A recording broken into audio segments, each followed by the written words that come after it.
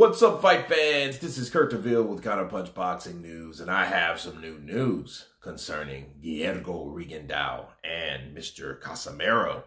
You know, I watched this fight yesterday. Both of these fighters had pivotal moments. Of course, you know this was a split decision loss, and we had a lot of boos from the crowd, and that's what I want to talk to you guys about today, okay? A lot of people look at Rigondeaux. He's like 40 years old now.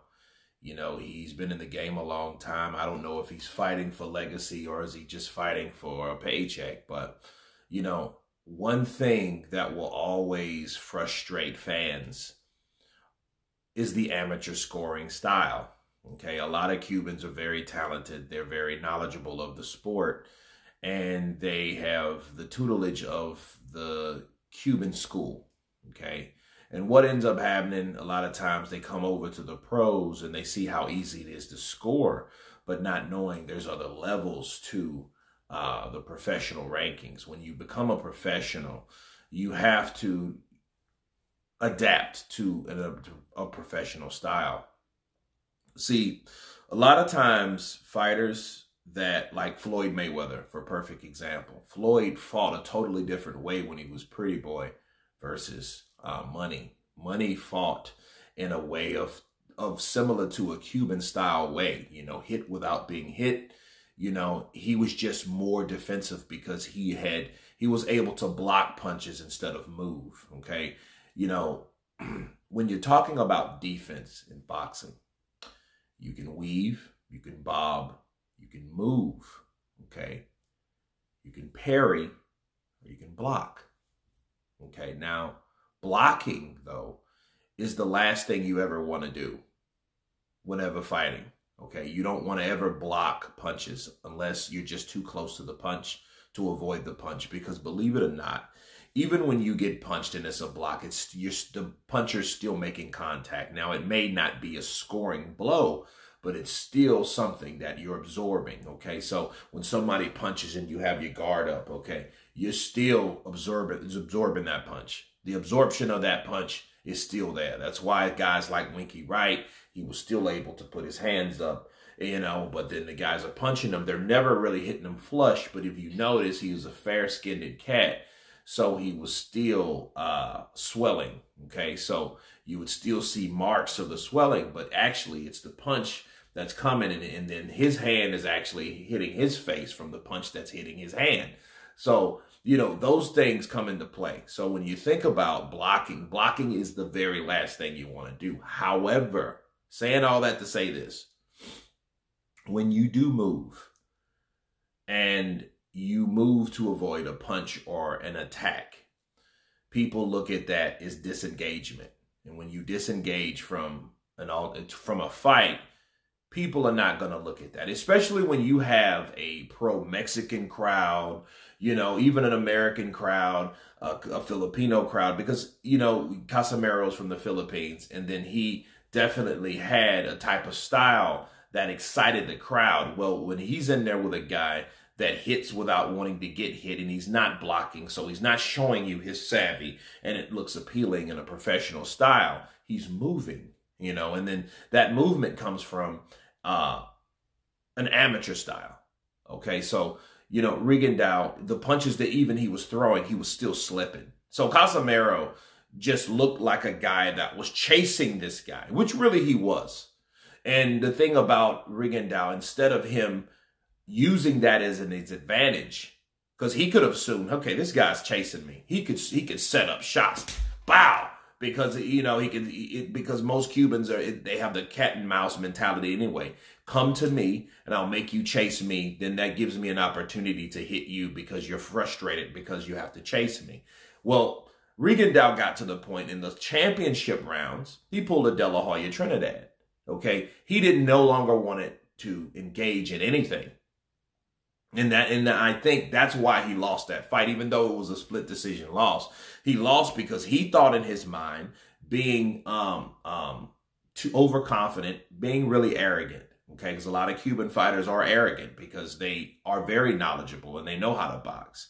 And they figure, I've done enough these last 9 or 10 rounds or 8 or 9 rounds to win the fight. So guess what? I'm going to coast with you. I'm not even going to engage with you. I'm going to slip your punches. I'm going to move around the ring. I'm going to show you attitude. And therefore, that should be enough for me to win. But unfortunately, it wasn't for Rigondeaux. Okay. And until these Cuban fighters understand, like, listen, people look at certain fights and they're going to judge it a certain way. And if they see you moving like that, they're going to think you're avoiding a fight. They're going to think you're pulling a Oliver McCall. Right. So those are those type of things that Cuban fighters need to acknowledge. Erislandy Lara was like that. He wasn't as bad as we saw, but we've seen him do the same thing. You know, let me get my points. Let me score enough rounds. Therefore, let me take some rounds off by inactivity while this other guy chases me all around the damn ring.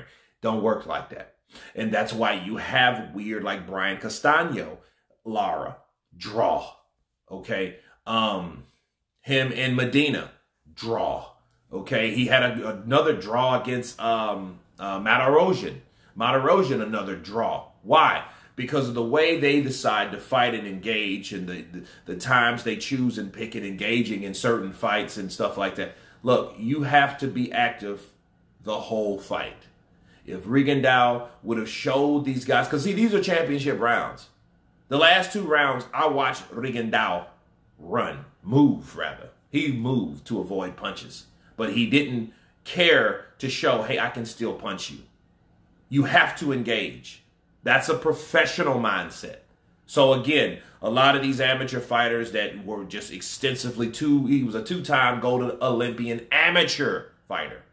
He still had that amateur mindset, which if he doesn't come off of that and he doesn't learn how to get like your Dennis Ugas that knows how to engage and get in there and slip shots, you know, he's going to always, or should I say, they are always going to have that problem. Okay. But anyway, I think that Casimero, because he was chasing him, he was using what you call ineffective aggressiveness, but that wasn't any fault of his own. It was just the other guy, Rigondeaux, wasn't engaging with him. So how are you going to punch a guy that's not even really punching you back or not even throwing punches at you? But you're chasing this guy throwing punches. You're missing, but you're still throwing punches. So you're still trying to initiate an attack. So I think at the end of the day, Rigondeaux, he's 40. I hope he doesn't need money. But I think he needs to reconsider the way he fights and attacks. I know that have got him to a certain level, you know, and a lot of Cuban fighters, they're so perfectionist. They don't really like to throw punches if there's nothing to land. So in other words, if they can't land a punch, they're not going to throw a punch. But it tends to be a very boring fight, you know, very mediocre, and you will hear boos and stuff like that. In fact, I'm going to counter with this in closing. I remember when Rigondeaux went to the Mayweather gym, and it was something to see because he was with, you know, Roger Mayweather, God bless the dead, and he was showing him how to do, you know, the roll and the ta-ta-ta, you know what I mean? The drills, the Mayweather drill, you know, like Devin Haney does it, Gervonta Tank Davis does it, Mayweather perfected it, Junior. So, but he was doing that. And if he would have stayed there, I think he would have been able to do more of the shoulder roll, initiate that, you know what I mean? But then, you know, I think he decided to go back to Solis, Ishmael Solis and those guys, Ronnie Shields and those guys. And I think he should have stayed there because Ronnie doesn't believe in changing styles up. And I don't think that he wants to change the style, but he needs to consider like, hey, this is what you need to do to win a professional fight. But anyway, that's my counterpunch on Rigondeaux and Casimero. You guys tell me what you think of that particular fight. The scorecards, of course, please subscribe. And you guys been Counterpunch. Peace.